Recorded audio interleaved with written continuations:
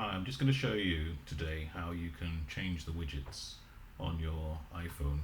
If you're running iOS 17, the standby mode allows it to act as sort of like a display. I'm using an older iPhone 12 mode, so I don't have the always on feature, which means after a while this display will disappear until I touch the screen or I hover over it again. So one of the problems I found with this is the world clock was the first thing that came up, and it had Cupertino time. Well, I don't live in Cupertino, so how do you change that? So to change your widgets, if you press and hold on the screen, you can swipe your widgets across. So as you can see here, I've got the Cupertino, I've got the world clock, and it's showing London, but it wasn't showing London before. So how do I change it? Well, press and hold on the widget itself. I'm going to use my passcode or my Face ID to unlock it.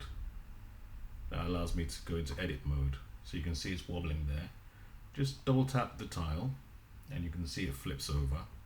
And then you can just change the city by tapping in there, choosing the city you're looking for, or you could search.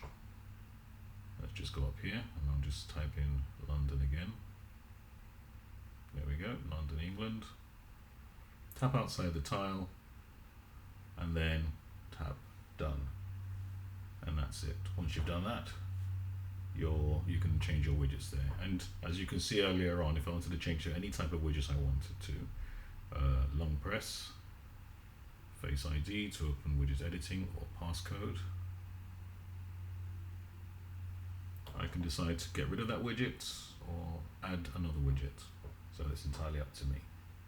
I hope that's been useful for you. If you did find this useful, please like and subscribe. I'm going to be doing quite a few more of these kind of tips that might help you navigate the world of everyday tech, if you like. Thanks for watching.